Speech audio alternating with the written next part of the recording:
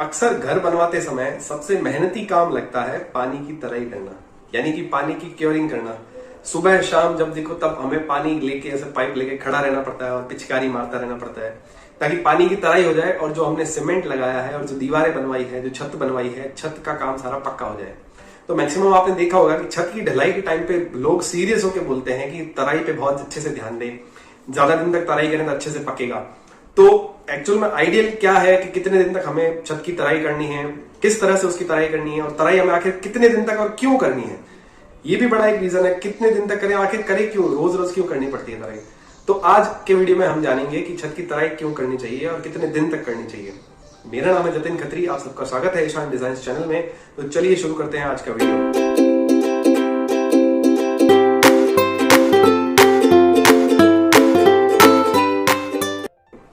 तो जो जनरली सलाह दी जाती है या फिर जो एक्सपर्ट्स आते हैं वो हमेशा सलाह देते हैं कि 12 से 15 दिन तक आप कम से कम छत की तराई करें, यानी कि छत की ढलाई होने के बाद 15 दिन तक कम से कम आप छत के ऊपर पानी डालें, जिससे छत अच्छे से पक जाएगी।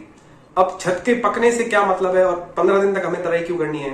15 की जगह 20 दिन भी कर सकते हैं, चाहे तो 7 दिन कर सकते हैं, पर ऐसा क्यों करते हैं कि 12 से 15 दिन तक हमें तराई करनी है और छत को पकाना कैसे है? तो इसका रीजन समझे उससे पहले हम समझते हैं कि ये तराई करते क्यों है हम।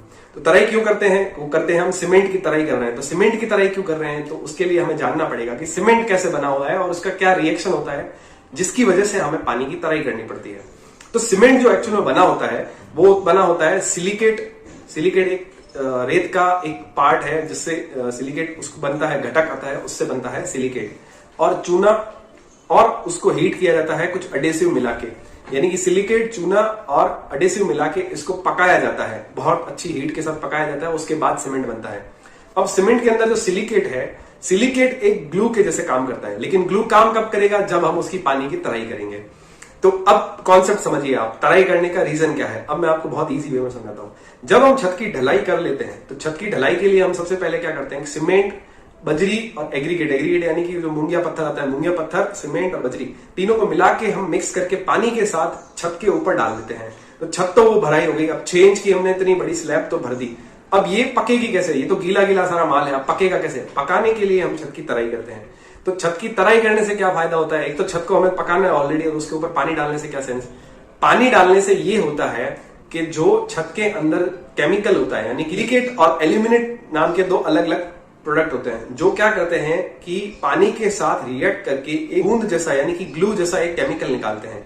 ग्लू जैसा केमिकल निकालते हैं, यानी कि वो एक चिकना चिकना सा ठोस पदार्थ होता है जो लिक्विड के जैसे बाहर निकलता है, यानी कि पानी के साथ जैसे सिलिकेट और एल्यूमिनेट रिएक्ट करते हैं तो उसकी वजह से उसके अंदर एक ग्लू जैसा लिक्विड निकलता है जो कि छत को पकड़ता है, यानी कि जो हमने बजरी और मूंगिया जो मिलाया है वो आपस में चिपकने लगते हैं। अब जब वो आपस में चिपकेंगे तो छत मजबूत हो जाएगी। तो जैसे जैसे आप पानी डालते रहेंगे वो रिएक्शन होती रहेगी, जैसे आप पानी डालेंगे ऊपर वो रिएक्शन होगी। तो जो शुरू के 3 दिन होते हैं, 3 दिन के अंदर मैक्सिमम उसका आउटपुट होता है, जो रिएक्शन होने का तरीका होता है वो मैक्सिमम 3 दिन के अंदर खत्म हो जाता है। लेकिन तब तक खाली रिएक्शन होती है, 70% छत आपकी पूरी पक गई होती है।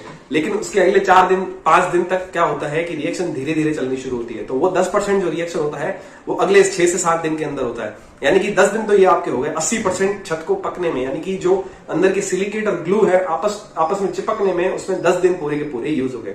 अब 10 दिन के अंदर हमने 80% छत पूरी पका दी है। अब जो अगले 3-4 दिन होते हैं उसके अंदर क्या होता है कि छत जो होती है उसके अंदर अब हीट ऑफ हाइड्रेशन भी इसका एक बाय प्रोडक्ट है। जब जैसे ही हम ग्लू बनना शुरू होता है तो उसके साथ में गर्मी निकलती है, जो शुरू के 3 दिन में बहुत सारी गर्मी निकलती है। आपने बहुत बार नोटिस किया होगा कि छत भरने के कुछ 1 या 2 दिन के अंदर आपको छत के अंदर हल्के हल्के क्रैक दिखते हैं। हल्के क्रैक आने का रीजन होता है गर्मी।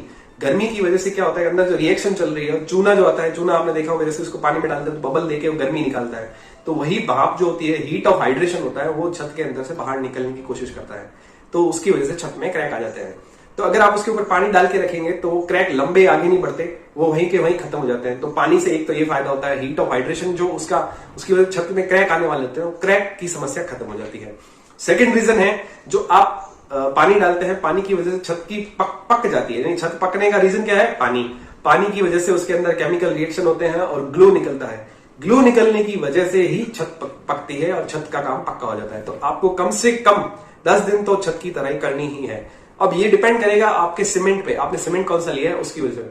अगर आप घर में 53 ग्रेड से छत, यानी कि 53 ग्रेड या ओपीसी सीमेंट से छत भरवाते हैं तो आपको 11 से 12 दिन की सलाह दी जाती है कि छत की तराई कम से कम 12 दिन तक करें, और उससे पहले छत को नीचे की प्लेटें भी ना खोलें। नीचे की प्लेटें खोलने का सेफ रीजन होता है 12 दिन के बाद ओपीसी सीमेंट होने के। अगर आप पीपीसी सीमेंट से छत भरवाते हैं, पीपीसी सीमेंट ज्यादा गर्मी होती है, वहां पे पीपीसी सीमेंट भी सलाह दी जाती है छत भरने के लिए।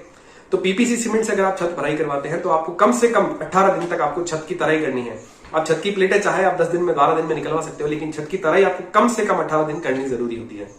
वही आप अगर वाटरप्रूफ सीमेंट जो कि ओपीसी से मिलकर बना हुआ है, वाटरप्रूफ सीमेंट काम में लेते हैं, तो 12 दिन तक आपको छत की तराई करनी बहुत ही इंपॉर्टेंट है।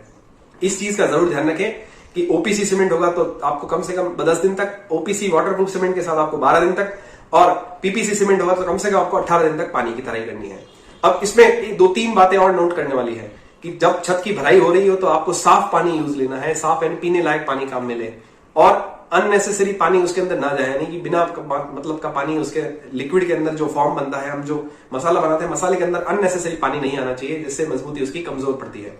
एक और पॉइंट है कि आपने देखा होगा कि छत की ढलाई में हमें सजेस्ट किया जाता है कि आप उसके अंदर कोई एक्स्ट्रा एडेसिव मिलाएं, केमिकल मिलाएं, जिससे छत की वाटर प्रूफिंग हो जाएगी। अब वाटर प्रूफिंग का रीजन क्या है? वाटर प्रूफिंग केमिकल एक ऐसा केमिकल है जो हीट ऑफ हाइड्रेशन को रोकता है, यानी क्रैक आने से रोकता है। जैसे ही छत के अंदर गर्मी निकलने की बाहर कोशिश करती है तो वाटर प्रूफिंग केमिकल उसको एक हीट को ले बंद कर देता है, उसके अंदर अपने केमिकल को वो एकदम रैप करके उसके अंदर दबा देता है। तो वही क्या होता है, केमिकल हीट को बाहर नहीं निकलने देता, जिसकी वजह से क्रैक नहीं आते। तो छत क्रैक नहीं देगी तो वाटर लीकेज नहीं देगी, लीकेज नहीं देगी तो वाटर प्रूफिंग हो जाएगी। तो वाटर प्रूफिंग केमिकल यूज करने का रीजन बस सिर्फ इतना सा है कि वो हीट ऑफ हाइड्रेशन को हल्का सा रोक के रखती है।